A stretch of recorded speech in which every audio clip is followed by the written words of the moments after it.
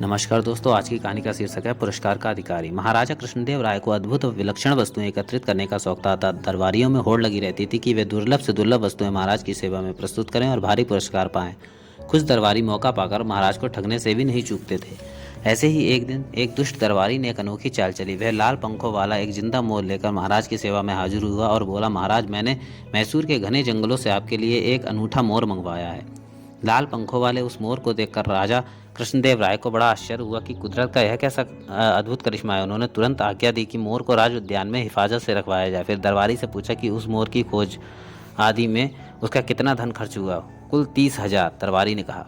महाराजा ने आज्ञा दी कि राजकोष से 30,000 अशर्फियां तुरंत इस दरबारी को दे दी जाए। फिर दरबारी को आश्वासन दिया कि इसका तो पुरस्कार तुम्हें बाद में दिया जाएगा। दरबारी को और भला क्या चाहिए था। इसके लिए तो यह 30,000 अशर्फियाँ भी किसी इनाम से कम नहीं थी। इन्हें पाने के लिए उसने केवल 100 अशर्फियाँ और थोड़ी सी अक्ल खर्च की थी।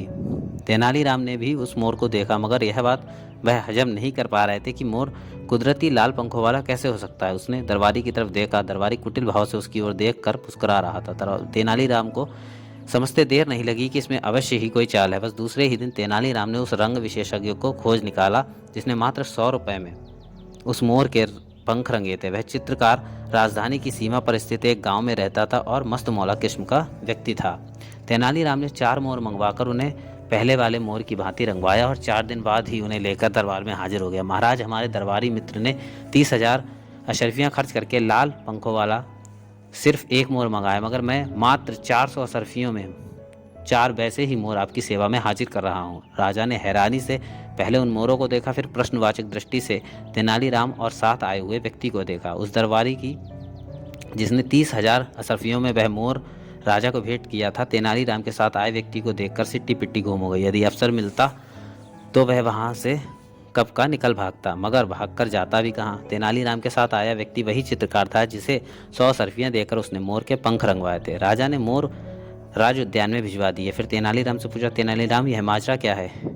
महाराज, यदि आप इन मोरों की छटा से प्रसन्न होकर किसी को कोई पुरस्कार देना चाहते हैं तो इस चित्रकार को दें, यही पुरस्कार का सच्चा अधिकारी है, कहकर तेनालीराम ने उन्हें सारी बात बता दी। अपने आप को ठगे जाने की बात सुनकर महाराज आग बबूला होते उन्होंने तुरंत उस दरबारी को 2 माह के लिए उसके पद से निलंबित कर दिया तथा 30,000 अशर्फियों के साथ बतौर जुर्माना 10,000 अशर्फियाँ राजकोष में जमा कराने का आदेश दिया। फिर चित्रकार को बहुत सा इनाम देकर विदा किया और तेनालीराम को भी सम्मानित किया।